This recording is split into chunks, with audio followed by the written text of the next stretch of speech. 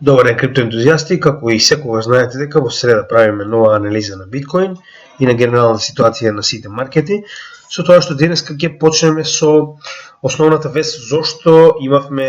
ваков тип на пад во момент кога имавме и намалување на самата инфлација. Значи, ова е главната причина. Јас малку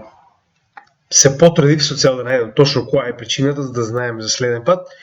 затоа што знаеме и сами дека,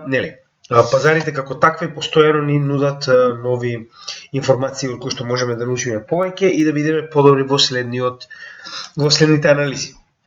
Значи, Fed Minutes представуваат фактички забелешки кои што Федералната резерва ги практично ги прави на состаноци после остварувањето на нивните состаноци. Значи, откако има состанок, како што беше, например, тој на јули 26 и 27, потоа истите имаат и состаноци на кои што практично разговараат нормално, како оно што веќе го превзеле, како што е во случајот додавање на каматните стапки, делува на пазарот и што понатаму истите очекуваат, затоа што ваквите состаноци понатаму им даваат повеќе шанси да на некој начин гледат како на тоа реагира пазарот и да видат што понатаму треба да биде превземано, поради тоа што не може да биде одлучено се на еден состанок нормално, со тоа што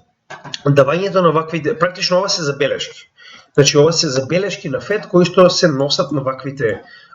состаноци, кои што биле објавени, сега, например, ова беше нешто да работите кои што и јас точно не ги знаев, значи негде 17 август, знаеме дека самиот пад е во последниве неколку дена, со тоа што на самите забелешки, најбитно што треба да го забележиме е дека Фед фактички заклучил дека и покрај досегашните 3,075 и 1,025 каматни стапки кои што се додадени, на сите оние пари кои што ги дава на комерцијалните банки и на оние механизми кои што ги даваат овие пари преку океански на други земји кои што им се потребни како кредити. Значи, тоа се 2,5% целосна камата досега.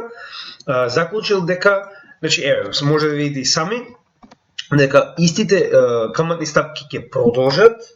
се додека не се види солидно намалување на инфлацијата.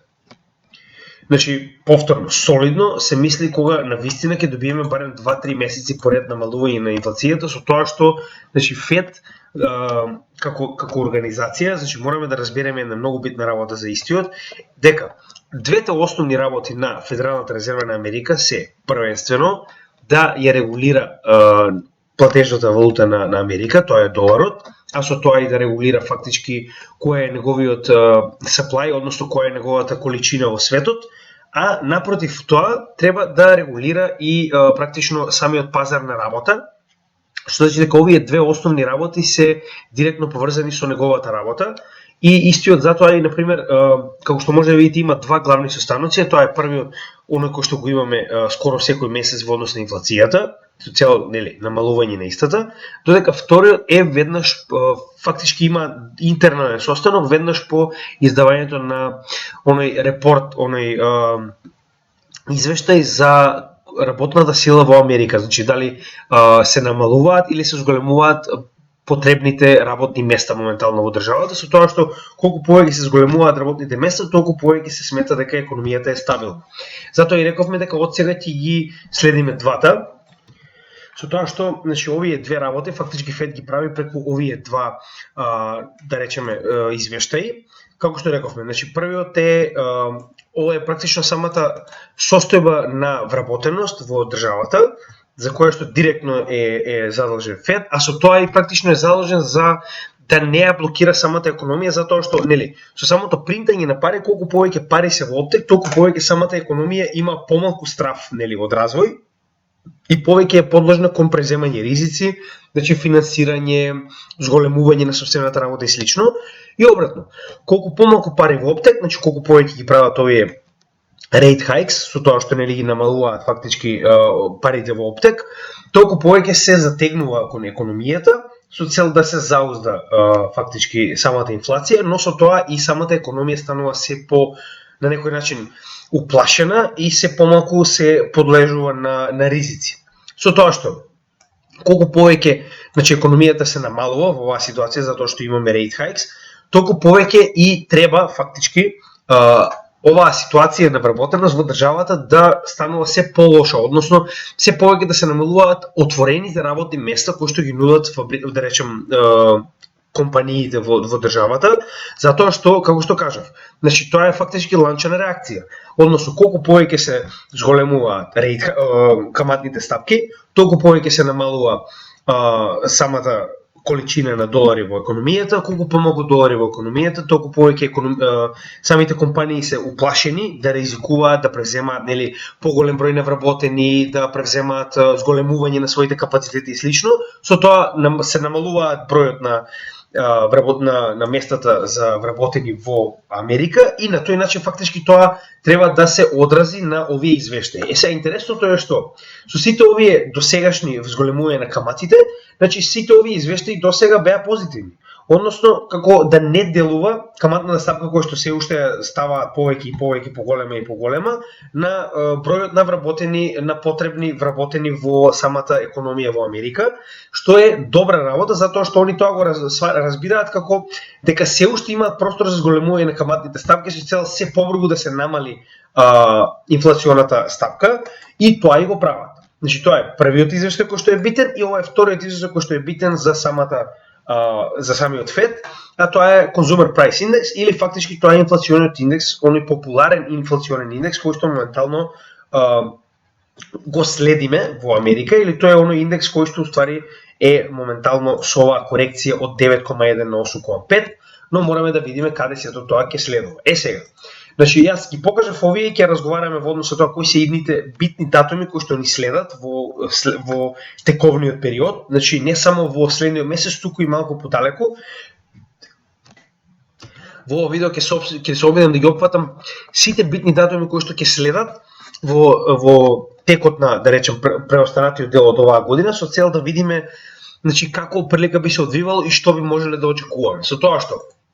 првенствено е многу битно и затоа и целата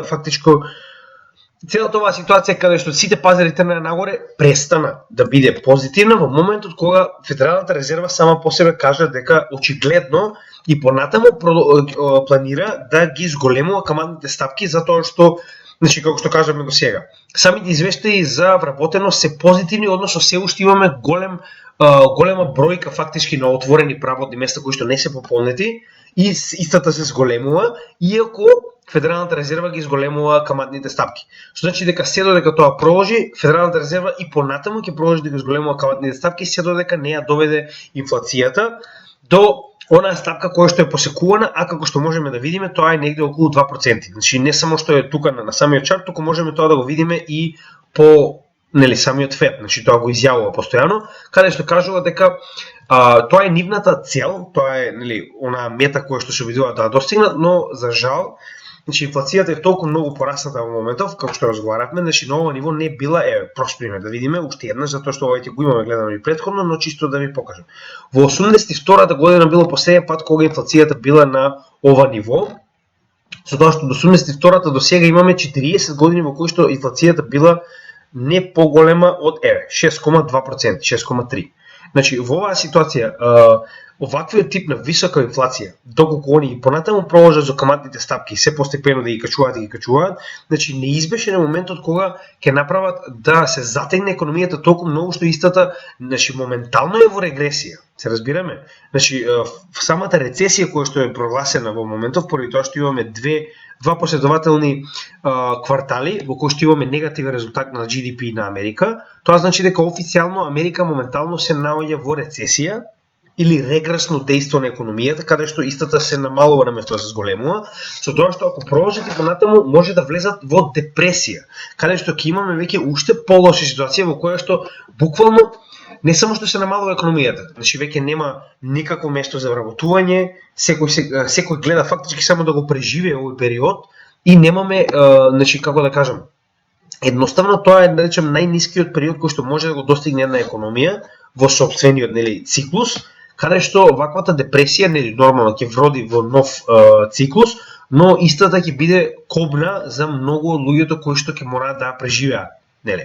Затоа и, значи, уште еднаш ќе напоменам, ваквото стекнување на економијата со подигнување на каматните стапки кои што постојано ги гледаме, Значи подигнување на овие жолтите линии се фактички оние каматни стапки кои што постојано ги гледаме се поголеми и поголеми, може да ги бутнат овие индекси, да бутнат економијата надолу, да бутнат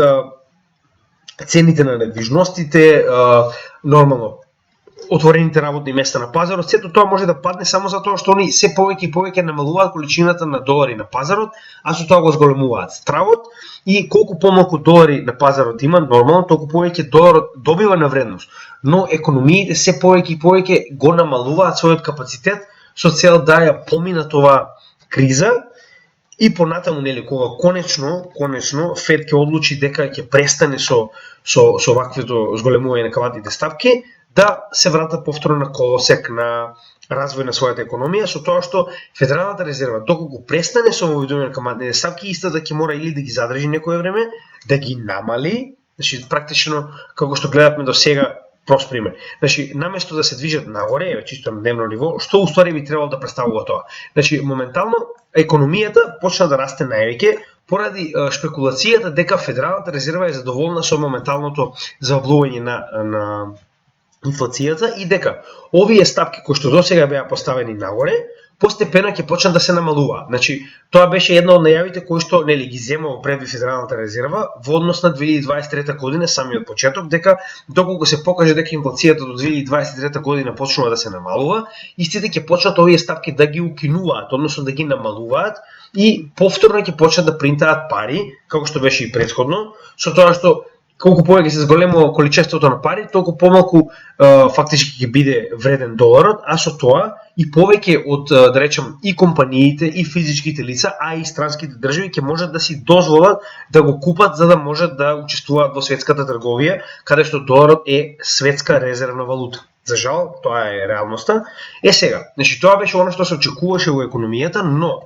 последната вест која што ви ја покажав, ни покажа дека Федералната резерва се уште нема не очекува да се случи таков тип на намалување на каматните стапки, барем не во почетокот на 2023 година, со што тоа беше најавено во последната вест која што ви ја покажав, директно од Федералната резерва. Сега, овдека се оние датуми кои што ги имам зачувано, за да ви покажам што уствари следува во текот на оваа година, но прво ќе погледнеме што се случува на пазарот, а потоа ќе продолжиме и понатаму. Сега, како што кажав и досега, можеме да видиме дека корекциите не се само во криптопазарот, корекциите се во сите пазари, со тоа што главен виновник за ова, како што рековме, е DXY. Значи, веќе го покажаме тоа неколку пати, чисто ќе се вратиме на месечно ниво и ќе почнеме од таму со анализата денес. Значи, гледаме дека на месечно ниво доларскиот индекс има огромен напредок нагоре, нема воопште никаква намера да се заобли сега, бар за сега, но мораме да запазиме дека навистина е во oversold територија, overbought територија, прекупен, со тоа што последен пат тоа било во 2015 година и гледајте што се случило во 2015 година, кога бил толку многу фактички, чисто овдека беше до 2015 година имаме не масовна корекција надоле, но имаме солидна практично хоризонтално движење на во овој триаголник кој што го имавме нели претходно утврдено, како што можеме да видиме во големото движење на доларот, со тоа што пробивањето на овој триаголник нагоре е главната причина поради која што се уште се движиме во овој нагорен правец. Значи зборуваме техничка анализа, нели? Но гледаме дека сме на вистина overbought, значи длабоко, но се уште немаме солиден, значи кога ќе имаме барем точка над market cipher, ќе можеме да кажеме дека конечно сме утврдиле топ, барем во тој момент ќе имаме било каков показател дека навистина се наоѓаме на врвот. Како што кажав, значи и претходно кога ги утврдувавме оние индикатори за дали се наоѓаме на дното на биткоин, кажавме дека иако од 6 овие два, значи 4 индикатори ни покажаа дека се наоѓаме на дното, но овие два се уште не го покажуваат тоа. Кога ќе добиеме барем неколку последователни месеци на падање на инфлационата стапка CPI во Америка, како и истото важи и за самиот доларски индекс, кој што на месечно ниво, како што можеме да видиме, воопште не размислува за тоа, на неделно ниво да видиме каква е ситуацијата, но како што кажам, кога ќе добиеме заоблување на овој индекс надоле, тогаш можеме да разговараме за евентуално утврдување на дно на пазарите, значи не само на биткоин, туку и на останатите традиционални пазари и да разговараме за евентуално дно и почеток на циклус на bull market, значи иако нели тоа не значи дека веднаш ќе влеземе во bull market, но барем ќе имаме ситуација во која што ќе почнеме да акумулираме поактивно. Гледаме дека имаме bearish divergence, која што за жал како што можеме да видиме веќе одигра. Значи таа bearish divergence која што чекавме да одигра, но не заборавајте дека во ваквата bearish divergence тоа беше уствари и самата корекција која што ја добивме после утврдување на уште една rate hike 0,75% во претходниот месец. Ќе влеземе и во тој момент, но ono што сакам прво да ви го покажам е дека моментално остваривме double top формација, која што може да се покаже доста позитивна за нас, затоа што како што можеме да видиме истата е на топот на горната граница на Bollinger Band-от и гледаме дека точно затоа го оставив овој значи самиот Фибоначи, за да можеме да видиме дека значи оваа линија на Фибоначи ни покажува точно дека се наоѓаме на дабл топ после самата корекција која што беше до 61,8, односно Golden Ratio левелот. Значи она што ви го кажав дека мораме да го запазиме, значи ваквата корекција е успешна и моментално мораме да видиме дали биткоин, DXY ќе има сила да пробие нагоре, затоа што можеме да видиме на неделно ниво на самиот Market Cipher, значи иако оваа корекција веќе била во тек, сме утврдиле и тоа оваа црвена точка голема ни покажува дека сме утврдиле на вистина локален топ кој што е нели посериозен, но гледаме дека повторно имаме прекршување на бранот на моментум, односно MACD нагоре. Гледаме дека RSI е на 70, иако е на 70 сме виделе дека истиот може да се движи и нагоре од 70 во DXY на неделно ниво. Гледаме дека RSI е на 30, што значи дека има солиден капацитет за движење нагоре, VWAP е нагоре. Значи се ни покажува на неделно ниво дека се уште се движиме во нагорен правец. Сега, значи како што кажав и јас, иако самата анализа нас ти покажува дека се движиме во нагорен правец, мораме да видиме од каде сето тоа доаѓа. Она е тоа што неколку пати досега го спомнавме дека ако можеме да ги забележиме претходните стапки кои биле воспоставени, гледаме дека веднаш по воспоставувањето на оваа стапка, значи на сите стапки досега, имаме пат кој што трае од 1 до 2 недели, ако се сеќавате тоа го анализиравме вчера, по кој што имаме раст кој што утврдува нов локален all-time high. Значи, еве гледате и овде, имаме пат по кој што следува нов раст со нов локален all-time high, исто и овде, исто и на последниот, значи после оваа стапка на 27 јули. Значи, она е тоа што се обидам да ви го кажам, дека досега во сите овие наврати потребно беше барем 1 до 2 недели за овој индекс на вистина да почне да земе замав и да може, затоа што како што кажавме и сами, оваа каматна стапка треба време за истото да се реализира, односно од Федералната резерва најавена, од комерцијалните банки применета, значи за они да може да применат на оние кредити кои што ги даваат на физички правни лица како и на останати држави низ светот, значи потребно е време ваквата примена да земе замав и сила и да може истата да фактички делува на пазарот. Тоа е она што ви го кажуваме дека гледате. Ваквите стапки на почетокот да имаат одредено стартно дејство поради самиот страф или обратно, или кога немаме страф на пазарот, но генерално има потребно време за истите да на вистина реагираат на пазарот. Тоа е моментално оно што го гледаме, иако на дневно ниво, значи точно имаме дабл топ формација и моментално после дабл топ формација, затоа што ова ниво очигледно е доста солидно, значи гледаме дека цената се држи и под оваа дабл топ формација, како и под самиот канал кој што моментално го ретестира. Значи влегување во овој канал нагоре може да значи само дека ваквиот пробив може на вистина да ни покаже дека има уште многу сила во DXY индексот, иако гледаме дека и овдека, значи RSI само што допре на 70 и врши корекција од 70 нивото, 100 RSI нормално од 100 се движи полека надолу, гледаме имаме заодлување како во VWAP, така и во бранот на моментум, односно практично копијата од MACD, и гледаме дека Money Flow исто така има корекција надолу. Значи оваа корекција може да трае само 1 до 2 дена. Тоа се случи до сега неколку пати поради тоа што гледаме дека не се само каматните стапки. Дополнително, како што можеме да видиме, зголемената инфлација на другите, значи на другите светски валути, чисто ќе ги погледнеме моментално, значи G20, 20 е најдобри во светот. Значи гледаме, ова е претходниот месец, ова е моменталниот месец, дека на сите инфлацијата расте, гледајте. 2,4 2,6 Јапонија, 2,5 во 2,7 Кина, и Арабија 2,3 до 2,7 Саудиска Арабија, Швајцарија иста, еве, чисто ги погледнеме 5,1 до 6,1 Австралија, да не заборавиме, исто голема економија, 5,8 до 6,1 во Франција. Значи, гледате, целиот свет, еве, значи Германија, добро, Германија има помала инфлација, но на некој начин тоа е исто ниво, нема голема разлика. Исто и во Канада имаме мал пораст, но да. Но поентата што можеме да видиме овдека е дека инфлацијата генерално во целиот свет е на солидно високо ниво и истата постојано се качува нагоре и нагоре. Дополнително што помага во ваквата инфлација? Тоа што многу од луѓето моментално кога го следат индексот на доларот, сваќаат дека е многу попаметно да се штеди, односно да чуваат своји резерви во долар, што значи дека ги оставаат своите локални валути, како што е на пример луѓето во Европа на пример, затоа и еврото моментално е на иста вредност од доларот, а истото и падна кратко под вредноста на доларот, што не е видено во последните 25 години. Што значи дека гледате дополнително растот на доларот не е само од овие каматни стапки, туку и од тоа што целиот свет гледа дека вредноста на доларот и понатаму расте и покажува многу јака сила, а ваквите информации од Федералната резерва дека и понатаму ќе продолжат да ги зголемуваат федералните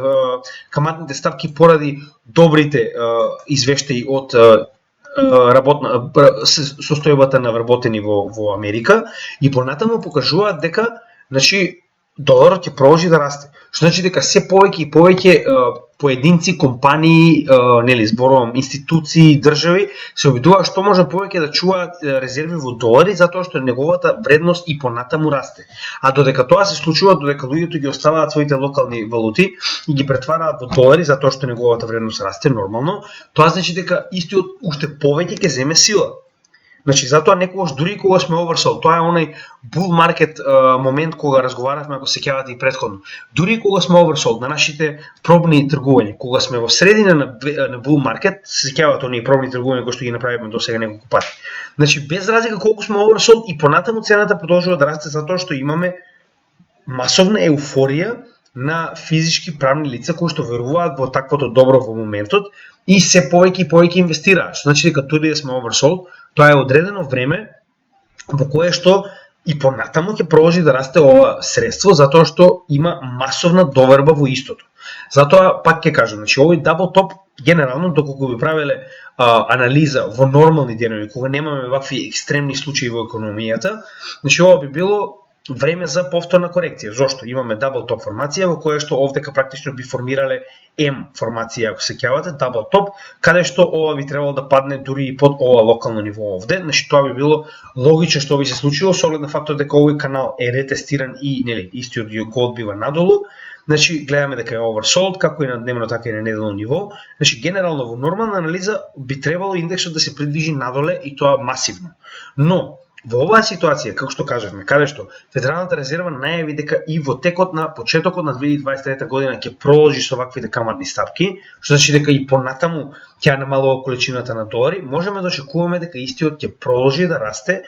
посебно со тоа што, како што кажавме, е подпомогнат од физички правни лица и држави кои што веруваат во доларот во моментов, за разлика од нивните локални валути и се обидуваат да чуваат што поголеми резерви во долари затоа што неговата вредност очигледно ќе продолжи да расте. Значи тоа е првиот и најбитен момент кој што мора да го разбереме за моменталната економија, за да сватиме од каде е целиот овој пат. Сега, кога би ги погледнале SPY на пример, значи SPY е мојот омилен генерално поради тоа што за разлика од NDQ, односно Nasdaq, кој што е електронска берза, значи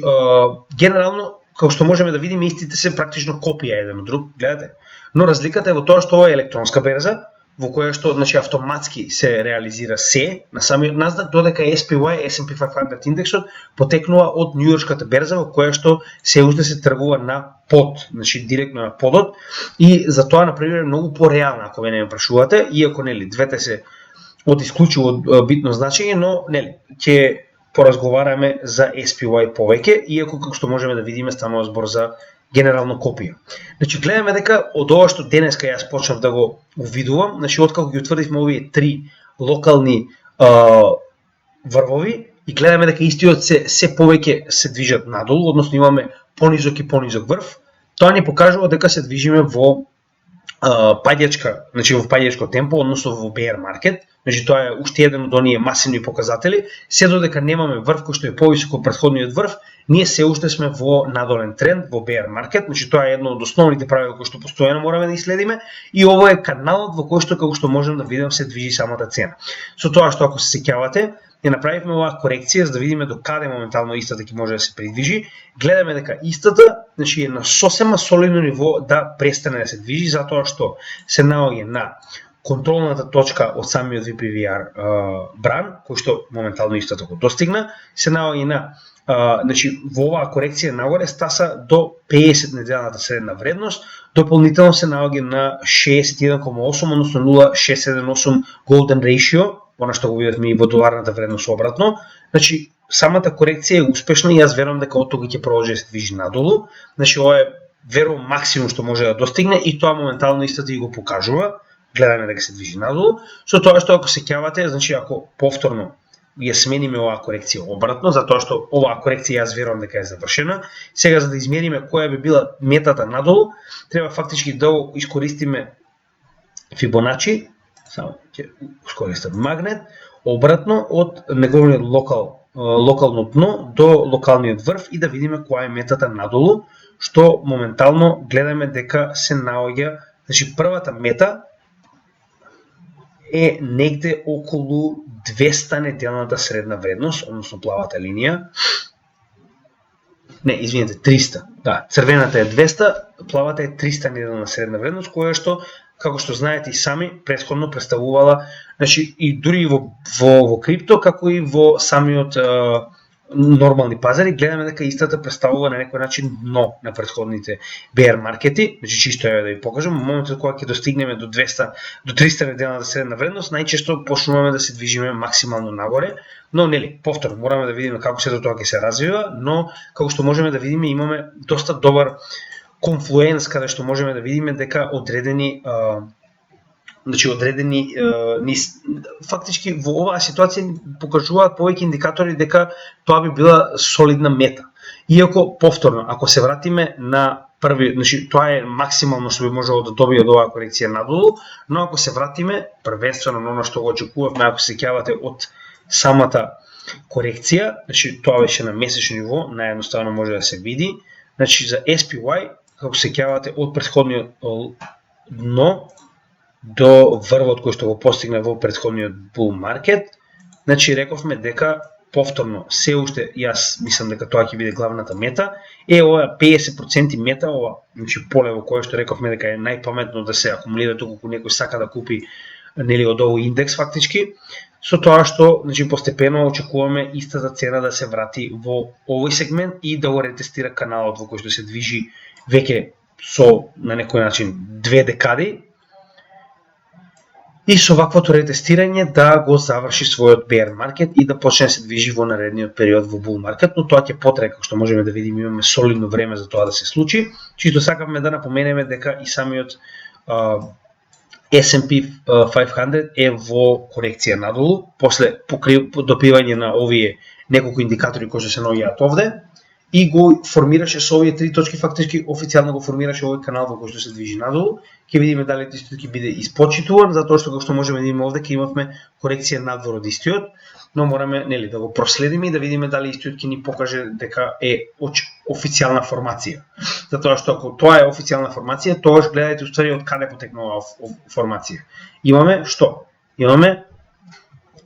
bull flag формација, која што како што можеме да видиме потекнува од овој претходен bear market, кој што оваа ситуација, корекцијата би представувала званичен bull flag во новиот bull market нагоре, но тоа е нели во иднина кога конечно ќе се опорави самата економија, затоа и очекував да биде канал кој што постепено ќе биде формиран и во кој што ќе го направиме bull flag за следниот bull market во, да речем, тековните 2024-2025 година. Ова беше накратко да ви покажеме што случува со SPY и со Nasdaq, со тоа што истиот е буквално, значи можеме да видиме дека навистина е истиот. Моментално ќе се вратиме овде на DXY индексот. Гледаме на дневно ниво дека е корекција, сега веќе ќе се вратиме и на самите, значи најбитниот дел, односно на криптопазарот. Сега, првенствено, оно што морам да ви го покажам уште еднаш, значи да не заборавиме, е дека од дното во bear market од 2019 година до врвот на 2021 година bull маркетот, ако го земеме овој потек како преку Фибоначи индикаторот, можеме да видиме дека корекцијата званично допре до 78,6% од целиот овој бран нагоре, што значи дека сме на многу солидно ниво, кое што повторно е загарантирано на некој начин од 20.000 и дополнително од долната граница на Болинџер бендот, со тоа што, ако се сеќавате, веќе во претходниот месец јас ви најавив дека Болинџер бендот може да се заобли надолу поради оваа масивна корекција, што може дополнително да ја даде на цената уште малку фактички простор за движење надолу, пред да конечно утврдиме локално дно. Но мораме да видиме, значи пак ќе кажам, се зависи од самата економија. За жал, моменталните вести од економијата не се добри, затоа што имаме најави за и понатамошен рестрикции преку овие каматни ставки кои што ќе бидат превземени од ФЕД, за кои што ќе поразговараме набрзо. Но сега првенствено да се фокусираме на самата анализа на биткоин. Значи гледаме дека е во многу остар пат и дека тоа и понатаму ќе продолжи очигледно, барем на месечно ниво. Гледаме дека самите индикатори на месечно ниво не се ни блиску до заобдување. Затоа и реков, она корекција која што добивме на неделно ниво, колку и изгледаше позитивна, значи многу повеќе од тоа е потребно за на месечно ниво да добиеме одредени знаци дека сме во конечно или дно или дека правиме корекција нагоре. Значи многу повеќе време е потребно и повеќе движење на цената. Сега на неделно ниво првенствено што можеме да видиме дека од оваа корекција, значи од целата оваа корекција од претходниот 28 март, сме успеале да стигнеме само до 23,6%, кое што е многу слаб левел, затоа и реков Фибоначи тоа е најслабиот левел, но истиот кореспондира со дното на Тера Луна, за кое што веќе разговаравме неколку пати до сега, и затоа и реков, значи било каков тип на просперитет на ова движење нагоре е директно поврзано со способноста на биткоин да го пробие овој левел. Но не може да го пробие овој левел кога веднаш после позитивната вест дека инфлацијата се намалува, ФЕД најавува дека и понатаму ќе продолжи со каматни ставки. Значи веднаш сеете нов страф на пазарот и луѓето веќе автоматски се откажуваат. Што у случајов гледате дека веднаш тоа се одразува на самиот пазар. Сега мораме да ги запазиме, значи иако е рано, мораме да завршиме оваа недела пред да видиме дали овие точки ќе се задржат. Значи црвена точка значи и понатаму продолжување на bear движењето надолу, но пак ќе кажам, значи зборувам за Market Cipher A, Market Cipher B, како што можеме да видиме во оваа ситуација, ни покажува прекршување повторна брана на моментот надолу, но повторно, значи мора да заврши целата недела за да видиме дали оваа точка ќе се реализира, иако другите индикатори не покажуваат дека имаме заоблување. Сток RSI се заоблува надолу, RSI исто така, како и VWAP кој што само што влезе под нулата, гледаме дека и оваа корекција која што имавме нагоре од инфлоот на пари е повторно заоблена надолу. Сега, значи ова е на неделно ниво. На дневно ниво, че можеме да видиме дека имаме поинаква ситуација, но тоа, пак ќе кажам, може многу кратко да трае со оглед на фактот дека ваквите вести се многу по-јаки кога станува збор за bear market, за разлика од кога истите би биле, например, во нормален маркет или во bull market. Сега, во ситуацијата на bear market, како што можеме да видиме, овој канал кој што очекуваме да се скрши надолу, како што можеме до сега неколку пати да заклучиме, дека целото движење на bear маркетот се движеше со bear flags, кои што моментално до сега се 3, че ова беше првиот кој што го оформивме, го сеќавате, значи после оформување на истиот имавме нога надолу, која што беше реализирана, потоа имавме овој втор мал bear flag кој што исто така беше реализиран надолу и ова е третиот кој што со неговото реализирање очекуваме да стигнеме до она конечна капитулација која што очигледно ќе се случи, како што изгледаат работите. Со тоа што, значи како што кажав, цената моментално на вистина е поддржана од солидни левели, како што видовме на месечно ниво е на дното на Болинџер бендот, заедно со 78,6%, односно 0,786 Фибоначи левел кој што се наоѓа од целиот bull market, од претходното апсолутно дно, со тоа што моментално оваа корекција која што имаме од дното на ова движење нагоре во самиот канал до апсолутниот врв веднаш под дното од Тера Луна, Значи гледаме дека оваа корекција можеби е успешна затоа што успеа да стигне до 61,8% и затоа ви кажав, се надевав на уште еден памп на биткоин со цел истиот да му помогне на Етериум во неговиот мрж да добие уште поголема цена и да направиме краткорочен профит, кој што понатаму ќе можеме да го трнеме на страна и да го искористиме последниот пат на биткоин надолу, што е уствари нашиот план. Нормално ќе видиме како се тоа ќе се одвива, можеби Етериум ќе ни изненади, ќе направи нешто што досега не е видено на пазарот, но во меѓувреме тоа е основниот план кој што се водиме моментално. Со тоа што многу е битно да запазиме дека цената моментално на биткоин се наоѓа под каналот, значи не во, туку под каналот и истиот се обидува да пробие нагоре, но гледаме дека генерално не се големи шанси за тоа да се случи. Имаме заоблување, VWAP е нагоре, нормално, гледаме дека на дневно ниво имаме солидни бул знаци, но тоа верувам дека ќе биде краткотрајно со оглед на фактот дека се приближуваме на крајот на месецот, а до сега требаше да бидеме во солиден тренд нагоре ако имаме било каква шанса да направиме поголема корекција. Сега, со оглед на фактот дека сега ќе ви ги покажам кои се следните датуми кои што се многу битни, а повеќето од нив се на некој начин за негативни работи кои што се очекуваат во следниот почетокот на следниот месец, па и да речем неколку месеци подоцна до крајот на годината. Значи истите се многу битни да ги запазиме и како канал ќе ги следиме и ќе предупредуваме на луѓето кои што планираат, нели, околу овие датуми да купуваат или продаваат, во однос со тоа какви ќе бидат резултатите, што да очекуваат и како да реагираат, нели, тоа е наше мислење, тоа не е финансиски совет, но морам да ви напоменам дека не е, значи не само крипто, не само традиционалните пазари, без разлика што сакате да работите. Едноставно не можете да бидете водени само од техничка анализа, затоа што како што знаете и сами, имаме многу често ваков тип на вести, фундаментална анализа кои што едноставно колку и да сме добри од техничка анализа не може да бидат предвидени и истите многу реагираат на самиот пазар и го движат значи максимално волатилно. Сега, пред да продолжиме со, значи, сакав да направиме и анализа на, нели, овој чарт, каде што исто така зборуваме за биткоин, но е многу поедноставно да ги видиме ситуациите од, значи, овдека се разделени самите RSI, сток RSI и MACD и можеме да видиме како истите се одвиваат, посебно на неделно ниво, значи овој чарт на вистина е многу позитивен за неделно ниво. Значи такви се направени поставени ми индикаторите на неделно ниво да можам да погледнам каде е bull market support band, да погледнам кај се 4 EMA, значи кои што се многу битни посебно во bear market, затоа што гледаме дека ова буквално се враќаме на онаа ситуација каде што разговаравме дека помеѓу 200 и 300 неделната средна вредност биткоин очигледно ќе најде собствено поле на акумулација, затоа што како што можеме да видиме не успеа да пробие нагоре. Значи Тера Луна, дното на вистина излезе како солидна пречка за движење на цената нагоре. Значи можеме да видиме овде дека во оваа ситуација посебно на неделно ниво, генерално јас на вистина се најдев дека ќе стигнеме барем до ова жолто поле, кое што требаше да представува солиден отпор, нели, и солидна корекција, затоа што требаше да го ретестираме уште еднаш самиот bull market support band, кој што во претходните bear маркети е генерално пракса. Значи како што можеме да видиме, тоа се случува многу пати, во 2017 година. Значи bull market support band е неколку пати ретестиран пред да дојдеме до конечна капитулација, да видиме што се случило и во 2013-14 година, истата ситуација. Еднаш, два пати, три пати пред да добиеме комплетна капитулација. Проблемот е што оваа ситуација, значи тоа е многу невообичаено за овој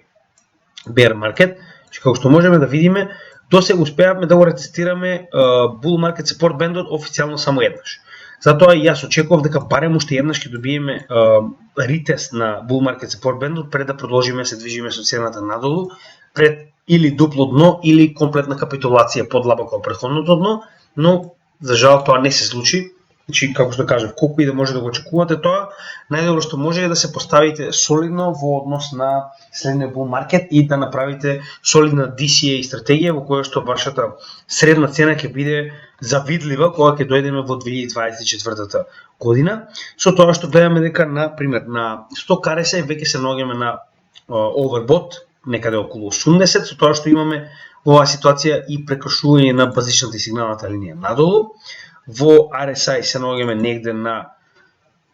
добра солидна корекција, затоа што како што можеме да видиме до сега никогаш, значи биткоин не бил толку длабоко до 25,7, тоа е официјалното најголемо дно што некогаш го постигнал во овој bear market, со тоа што оваа корекција нагоре мора да има и собствена корекција пред да продолжи да се движи, што како што можеме да видиме истата е започната.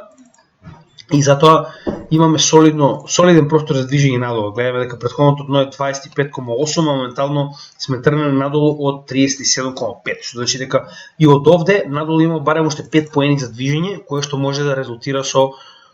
следно дно. И она што се плашев, ако се сеќавате, е дека можеме да добиеме фейк аут, она што веќе го видовме во претходната корекција која што беше овде во март. Значи ова е тој фейк аут каде што базичната и сигналната линија се преклопуваат за да имаме само подлабока корекција надолу, што е многу нормално во bear market, со тоа што затоа и ви реков, значи имаме корекција нагоре, истите се раздалечени, но истото и овдека се случило, пред да имаме повторно на некој начин лоша вест на пазарот или да речем било каков тип на колапс на нешто и повторно да се придвижиме надолу, што е нешто што го очекувам со оглед на фактот дека пред нас се одредени тешки датуми. Сега да поразговараме околу истите. Прво и најбитно за кое што многу мора да обрнете внимание е моментално има конференција на централни банки, Джексон Хол, не знам каде е, не знам што е, не ме интересира. Поентата што е најбитно за вас е Федералната резерва, односно нејзиниот водач Пауел, Джером Пауел, ќе направи говор на ова конференција на централни банки на 26 август, на кој што ќе присуствуваат фактички представници од најголемите централни банки низ целата земјина топка, значи сите најголеми држави, сите најголеми централни банки, со тоа што значи да не заборавиме, моментално доларот на Соединетите американски држави представува резервна валута во светот, со кое што моментално сите тргови во светот се реализираат. Со тоа што каква е политиката на доларот во Америка, таква е и политиката на целосната размена на трговија во светот. За жал, тоа е реалност. Сега, во однос со тоа, каква ќе биде политиката на Фед, така и останатите централни банки треба да постават собствената економска ситуација во своите држави, каде што мораат да бидат свесни дали ќе имаме поголемо или помало количество на долари во светот, затоа што, значи едноставно е, колку помало количеството на долари во светот, толку повеќе истиот е скап. Колку поскап е доларот, толку повеќе овие држави мораат да одвојат од собствените валути, за да може да ги разменат во долар, за да може да разменуваат со други држави одредени суровини, добра и услуги. Значи, затоа нив им е многу битно доларот да не биде волку висока цена. И сега, ваквата вест која што веќе Фед ја најави, а очекуваме истата да ја потврди дедово на оваа конференција на 26-ти, значи ќе резултира со уште поголем страф на пазарот, затоа што ако дедово испадне на ваквата конференција, им каже на останатите централни банки дека продолжуваат со каматните стапки, а со тоа ја намалуваат се повеќе количината на долари во светот. Колку повеќе се намалува количината, толку доларот станува поскап и толку повеќе државите мораат да одвојат од собствените валути со цел да може да купат долар и да вршат светска размена на добра суровини и услуги. Значи, тоа е проблемот кој што моментално целиот свет го се соочува со поради ваквата политика на Америка, затоа што истите беа распуштени и испринтаа пари колку што не треба и сега моментално сите страдаат поради идиотите во Америка. Сега, проблемот од целата ситуација, како што кажав и до сега, е тоа што, значи, веќе е кажано во оние минут на Фед, оние забелешки кои што ви ги кажав, дека истите и понатаму ќе продолжат со каматните стапки. Затоа и ви реков дека единствено што може да испадне ваквиот состанок е дека истите ќе им го соопштат тоа и на останатите представници на централните банки од светот, што ќе резултира со негативна слика на пазарот и повеќе страф. И очигледно ќе очекуваме поголеми корекции, како на стандардните маркети, така и на криптомаркетите. Тоа е проблемот кој што јас моментално го гледам со август 26.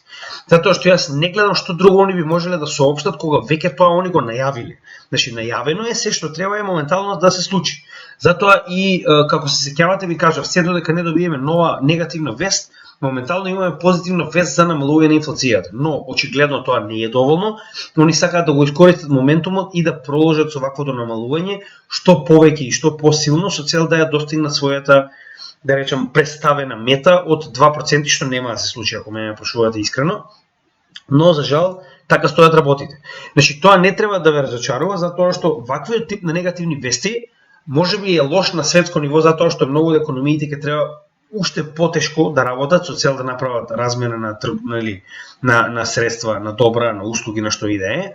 Но тоа вас треба да ве радува затоа што ваквото буткање на пазарите ќе ви даде уште подлабока корекција во која што може подобро да се поставите за следниот бул маркет. Бул маркет има секогаш. Можеби некогаш му е потребно повеќе време за да се случи, но тоа вас ви дава само повеќе време за акумулација. Никој не вели дека треба да купувате само крипто. Значи никој не ве запре да купите и не знам акции во Apple, во Tesla во денешно време е лесно да се купат. Исто и за одредени харти од вредност, не знам, суровини, може да тргувате со било што. Но поентата што е ова не е финансиски совет. Разликата е во тоа што долгиот bear market и посебно ваквиот тип на депресии раѓаат уште појаки циклуси на бул маркети во следните периоди, што досега е докажано, че колку покатастрофална е, да речем, самата рецесија, депресија, војна, толку поголем и потраен ќе биде периодот на развој кој што следува после тоа, но мораме да поминеме, мораме да стасаме до таму. Сега разликата е во тоа што во ситуација кога имаме рецесија, депресија, војна, каде што се е ефтино и сите се обидуваат да се тарасаат од се, значи тогаш е моментално најдоброто време за купување. Затоа и уште еднаш ви кажувам, оваа зима која што следува пред нас, барем нас, ни представува одлична шанса за купување, затоа што да не се подречеме, на Малта економијата е доста стабилна, значи зимскиот период на Малта генерално не е потребен газ, нема да измрзнеме, овдека е релативно топло, што значи дека генерално нас тоа многу нема да не погоди како држава, каде што нели моментално ние се наоѓаме, но тоа ќе ни даде ситуација затоа што акумулацијата на добра во Малта е претежно преку лето. И ние се наоѓаме во ситуација каде што зимно време и генерално на Малта нема одреден бизнис, затоа што Малта е претежно туристичка држава.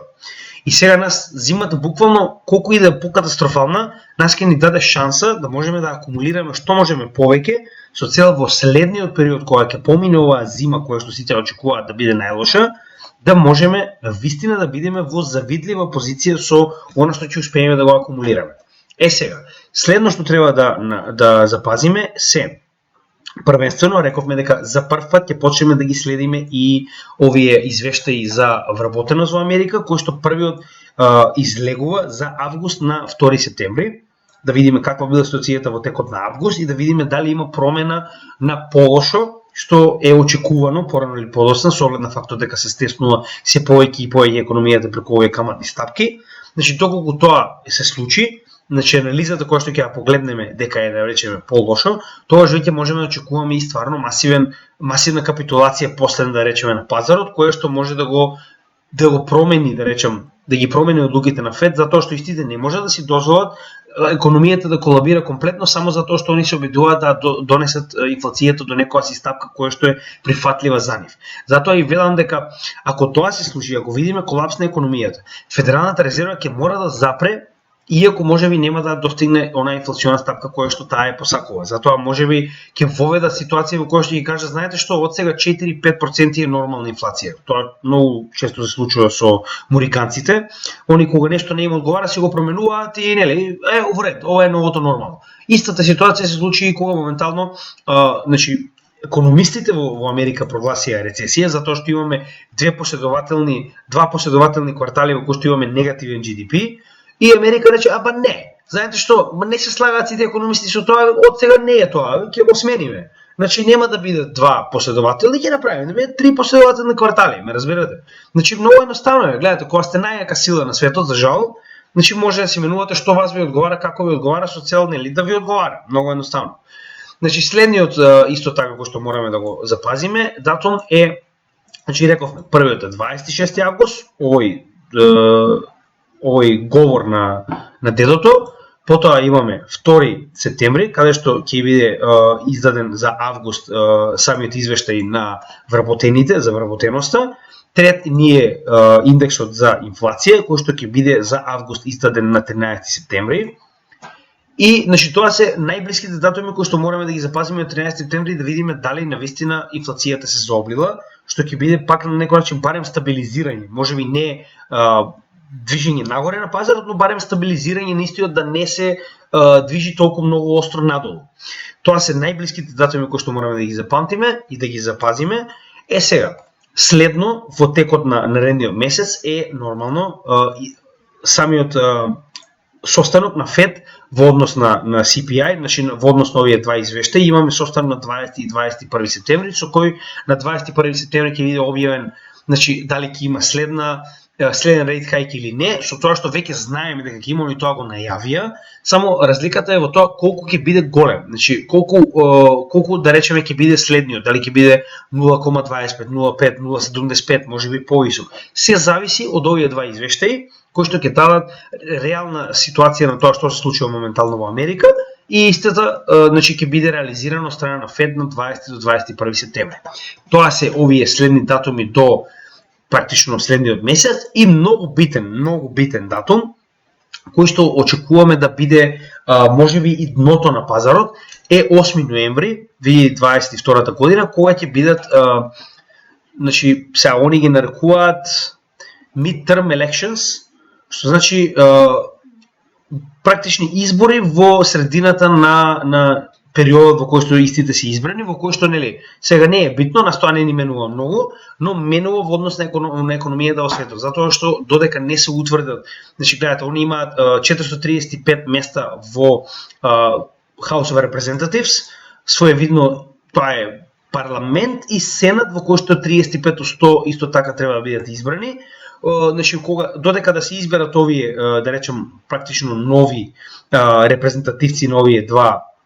две институции во Америка, значи најчесто случуваат многу големи економски турбуленции и затоа и се очекува најголема нестабилност да настапи негде до ноември 8 и затоа и многу од луѓето кои што наистина тргуваат искусно веќе долго време на пазарот и најавуваат истите дека најчесто ваквите турбуленции досега барем представувале и дно на респективните bear маркети кога истите се случувале и кога истите биле во близина на овие midterm elections. Што значи дека ова е уште еден датум кој што навистина мораме да обрнеме внимание. Нормално понатаму ќе продолжиме нели да ги следиме овие ситуации, но ова се основните датуми за кои што навистина би сакал да обрнеме внимание и да видиме како истите ќе реагираат на пазарот, да ги анализираме и пред истите да настапат да дадеме собствена слика во однос на тоа што очекуваме од истите и како истите ќе ни помогнат да добиеме подобра DCA позиција. Значи рековме уште еднаш 26 август ова конференција на централни банки во Америка, потоа извештајот за вработеност на Америка на 2 септември за август, извештајот за инфлација на 13 септември за август исто така, состанокот на ФЕД во 20-21 септември по повод овие два извештаи, како и самиот ноември 8 кој што ќе представува своевидни избори или полуизбори во Америка во однос на нивните два најбитни органи, институции, кои што како такви ќе ја буквално диригираат ситуацијата на економијата во светот. За жал, сето ова зависи од една држава, така е моментално поставен светот. Се што можеме да направиме е да се прилагодиме, затоа што нема логика да се оди контра на ваквиот тип на економски појави, затоа што истите не, значи самата економија ве гледа како број. Затоа бидете паметни и поставете се така што ќе ги искористите овие големи појави кои се случуваат на пазарот. Значи јас верувам дека никој од нас, посебно не во Македонија, не ужива да седи и да гледа резултати во Америка. Да бидеме реални. Јас првенствено го кажувам тоа. Значи мене кога било што треба да следам за Америка, ми е генерално одвратно со оглед на фактор колку што знаеме Америка била наш, нели, многу добар партнер, посебно на нашата држава. Значи за жал, целиот свет моментално е свртен кон државата која што има светската резервна валута, која што исто така ја диригира и самата економија и како економијата ќе се развива во светот. И тоа нас не ни дава многу голем простор за манипулација, едноставно мораме да се прилагодиме и да ги следиме овие појави и како што кажав, значи ако не можеме да ги победиме, барем можеме да ги искористиме за профит. Многу едноставно. А понатаму што ќе се случува не ни интересира со оглед на фактот дека ние се фокусираме на портфолиото кој што го имаме со цел да направиме добар профит во 2024 година. Затоа ќе ги искористиме сите можни информации, сите можни анализи кои што се достапни на пазарот со цел да можеме да го разградиме сопственото портфолио и понатаму. Тоа е се што имаме да кажеме за оваа анализа. Значи ќе повторам уште еднаш 26 август јас очекувам негативни вести за пазарот, што моментално како такви беа најавени во однос на оваа конференција на централни банки и како такви јас верувам дека ќе го бутнат пазарот подлабоко во корекција, затоа што веќе ФЕД најави дека и понатаму ќе продолжи со каматните стапки. Благодарам уште еднаш, се надевам дека иако знам дека ова можеби не е она што сакавте да го слушнете за пазарот, верувајте ми, не е ни за нас, затоа што ние навистина се надеваме на подлабока корекција на биткоин нагоре, во однос на она што го разговаравме, со цел да помогне на оваа стратегија која што имаме да го искористиме Етериум за краткорочен солиден профит кој што можеме понатаму да го искористиме во подлабоките степени на овој bear market. Тоа е она што моментално имаме да го кажеме. Се надевам дека ви се допадна, се надевам дека искористивте некои од оние информации кои што ги споделивме. Знам дека нашите анализи се малку подолги, но за жал едноставно ова се информации кои што мораме детално да ги образложиме, да направиме синџир на козалитет и да ви објасниме од каде сето тоа потекнува и каде сето тоа води, посебно со оглед на фактот дека имаме многу настани кои што доаѓаат пред нас, кои што може дополнително да го бутнат овој маркет подлабоко или да го коригира нагоре, но мораме истите да ги следиме постепено и да ги анализираме како што доаѓаат. Додека имаме ваша поддршка, како и секогаш, значи нашиот канал и понатаму ќе продолжи да работи. Од утре продолжуваме повторно со нашиот проект за категории во крипто сферата. Со тоа што денеска, значи како и знаете, секогаш во среда правиме генерално анализа на биткоин и понатаму ќе продолжиме со нашиот проект се додека не добиеме, да речеме, некои вонредни вести, за кои што ќе мораме да направиме видео со цел да ве известиме ако нешто се случува на пазарот. Значи на 26 јас верувам дека ќе направам повторно видео со оглед на фактот дека прво морам да видам што ќе се случи на ваквиот состанок, што Федералната резерва ќе изјави и после тоа ќе можеме да направиме одредена анализа на тоа како реагирал пазарот на сето тоа, а во меѓувреме, како што кажав, значи ќе работиме на овој проект да ве запознаеме со категориите во криптосферата. Благодарам уште еднаш, имајте добар ден од тимот на CryptoGaming.